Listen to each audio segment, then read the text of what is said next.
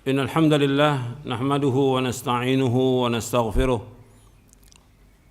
ونعوذ بالله من شرور أنفسنا ومن سيئات أعمالنا من يهده الله فلا مضل له ومن يضلل فلا هادي له أشهد أن لا إله إلا الله وحده لا شريك له وأشهد أن محمدا عبده ورسوله اللهم صل وسلم وبارك على نبينا محمد وعلى آله وصحبه أجمعين. Ayolah ikhwah, a'azakumullah, kepada kaum muslimin dan muslimat yang mudah-mudahan dirahmati oleh Allah SWT. Banyak sekali di antara kita ini yang sakit, keluarganya sakit, istrinya sakit, anaknya sakit, suaminya sakit, bahkan juga masuk rumah sakit orang tuanya, bahkan juga ada sampai yang meninggal. Antum perhatikan ikhwan fiddin, a'azakumullah, tentang masalah ini, bahwa ini merupakan cobaan, ini ujian yang Allah berikan kepada kita. Allah ingin melihat apakah kita benar iman kita atau tidak. Allah ingin melihat kepada kita sabar atau tidak. Ini ujian.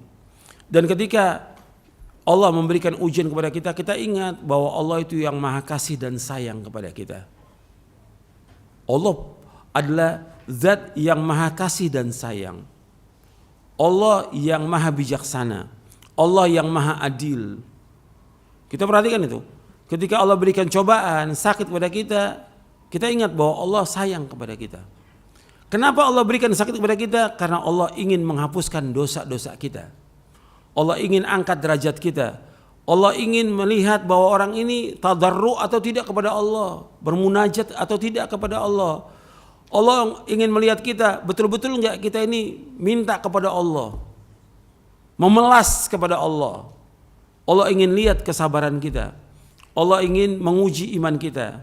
Allah ingin menempatkan kita di tempat yang tertinggi nanti di sorga dengan sebab cobaan ujian itu, selama kita sabar dan selama kita redho. Itu ingat itu. Artinya yang menguji kita zat yang maha kasih dan sayang. Jadi jangan kemudian sekarang ini banyak orang yang paniknya luar biasa. Kalau seandainya memang sudah datang ajal, memang sudah ajalnya. Hatta kalau dia sehat, kalau memang sudah datang ajalnya, tetap dia pasti akan meninggal. Allah sudah tetapkan tentang ajal ini, dan semua yang ada 50.000 tahun sebelum Allah menciptakan langit dan bumi. Itu ingat itu. Ini penting untuk kita pahami. Kadang-kadang nggak sadar, bukan hanya orang awam, termasuk juga penuntut ilmu dan para dai.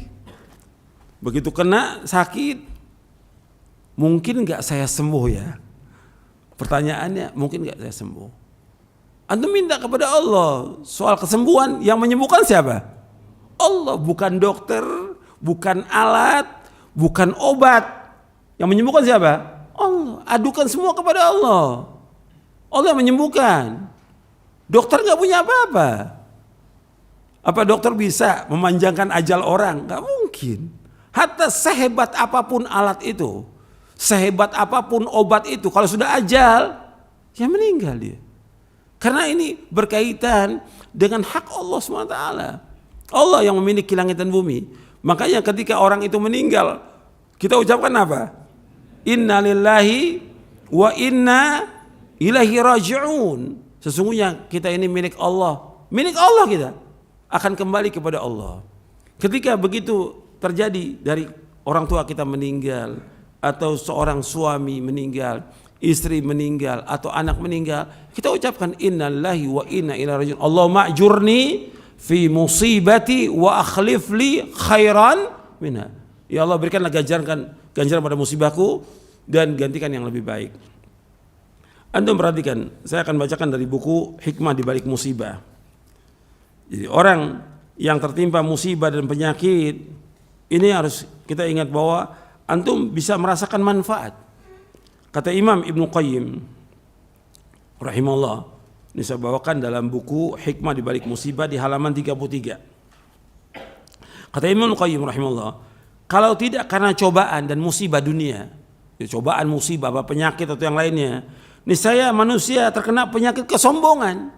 Kalau nggak dikasih sakit, dia akan sombong. Dikasih sakit, cobaan, ujian, kefakiran, susah dan yang lainnya. Supaya apa? supaya dia tidak terkena penyakit kesombongan, penyakit ujub, bangga diri, dan kerasnya hati. Padahal sifat-sifat ini merupakan sebab kehancuran baginya di dunia maupun di akhirat.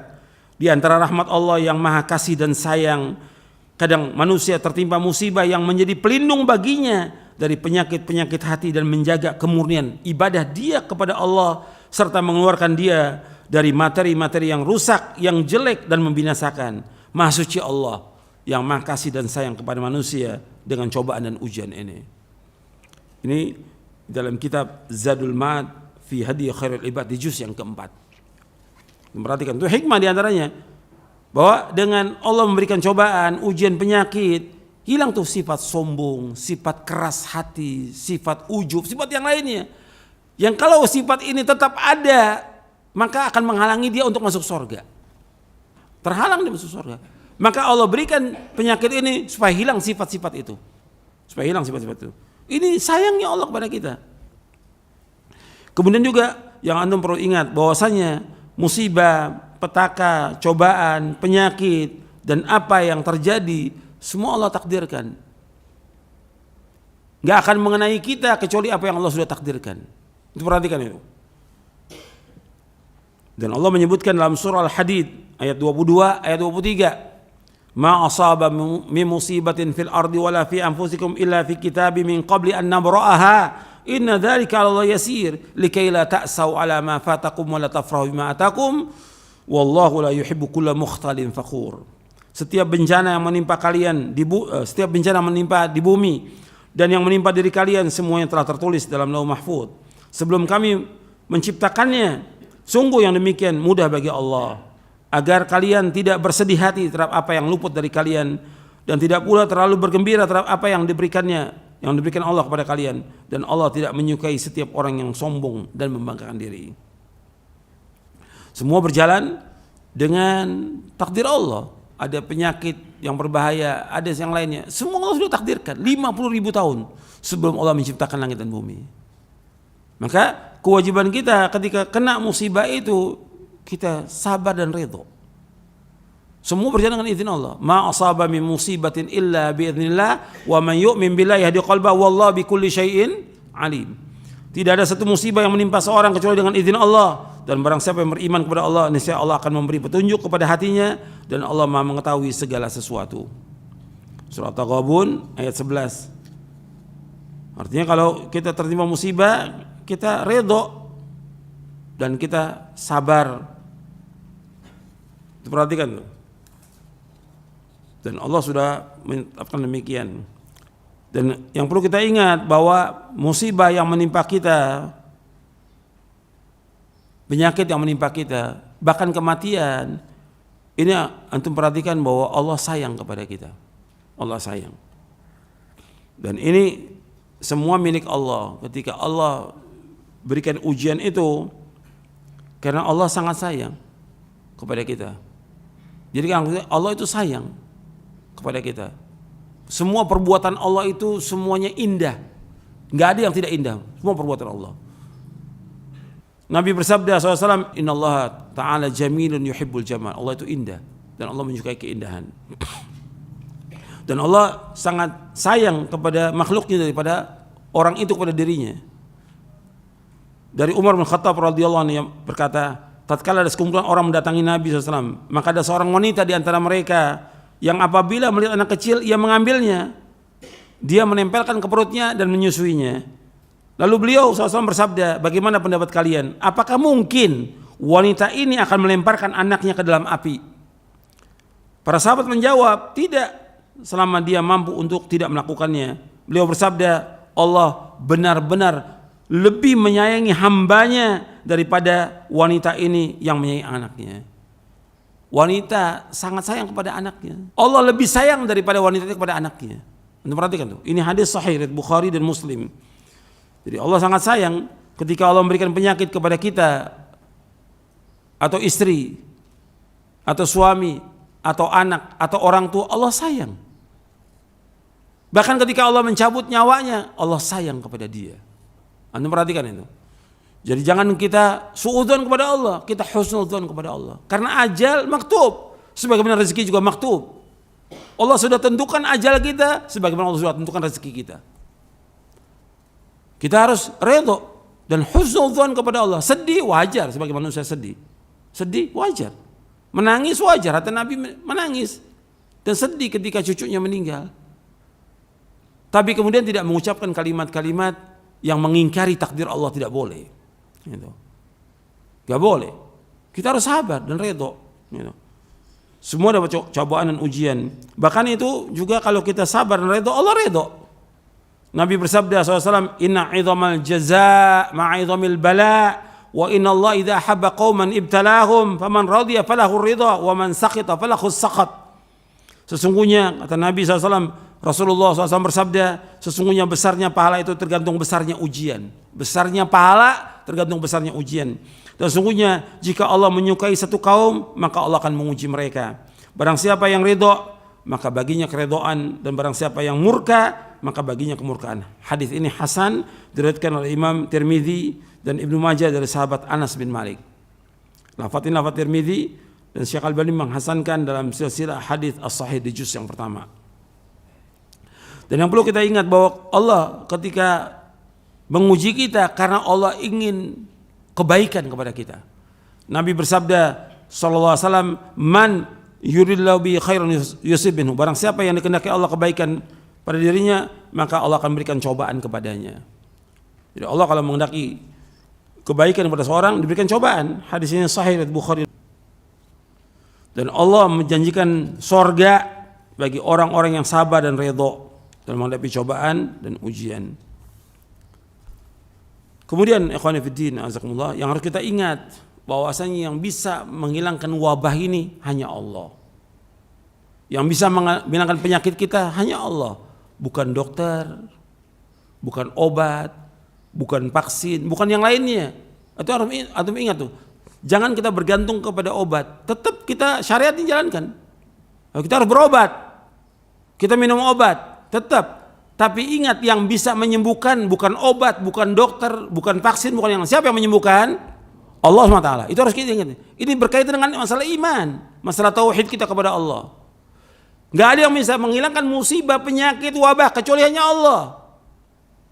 Gak bisa yang menyembuhkan kecuali hanya Allah. Itu ingat tuh. Allah menyebutkan dalam surah Yunus di ayat 107, wa yamsaskallahu bidurrin fala kashifa lahu illa hu wa yuridka bi khairin fala radda li fadlihi yusibu biman yasha min ibadi wa huwal ghafurur rahim. Dan jika Allah menimpakan satu bencana kepadamu, maka tidak ada yang dapat menghilangkan kecuali hanya Allah. Dan jika Allah menghendaki kebaikan bagi kalian, maka tidak ada yang dapat menolak karunia-Nya. Allah memberikan kebaikan kepada siapa yang Allah kehendaki di antara hamba-hambanya, dan Allah Maha Pengampun dan Allah itu Maha Penyayang. Allah juga berfirman dalam surah Al-An'am ayat 17, wa yamsaskallahu bidurrin fala kashifa lahu illa hu wa yamsaska bi khairin fa huwa ala kulli syai'in qadir. Dan jika Allah menimpakan satu bencana kepadamu, tidak ada yang dapat menghilangkannya kecuali hanya Allah. Dan jika Allah mendatangkan kebaikan kepada kamu, maka Allah Maha Kuasa atas segala sesuatu. Allah juga berfirman mengisahkan Nabi Ibrahim alaihi salatu wassalam, wa idza maridtu fahuwa yashfin. Apabila aku sakit, dan Allah yang menyembuhkan aku. Ini adab. Adabnya antum perhatikan. Yang memberikan sakit pada hakikatnya siapa? Allah. Tapi enggak disebutkan dalam ayat ini Allah yang memberikan aku sakit, tidak. Adabnya wa idza maridtu, apabila aku sakit. Tapi untuk kesembuhan dinisbatkan kepada siapa? Allah. Itu perhatikan, ini adab kepada Allah Taala. Wa idza maridtu fa huwa yashfin. Apabila aku sakit, padahal sakit ini Allah sudah takdirkan. Tapi bila aku sakit, fa huwa yashfin, Allah yang menyembuhkan aku. Jadi ikhwan fillah azakumullah, bahwa setiap penyakit pasti ada obatnya. Enggak mungkin enggak ada. Nabi bersabda SAW, ma anzalallahu da'an illa anzalahu shifaan. Allah tidak menurunkan penyakit, melainkan pasti Allah menurunkan obatnya. Hadis ini sahih riwayat Bukhari dari sahabat Abu Hurairah radhiyallahu an. Likulli da'in dawa, fa idza usiba dawa'u da' bara'a bi idznillah azza wa jalla.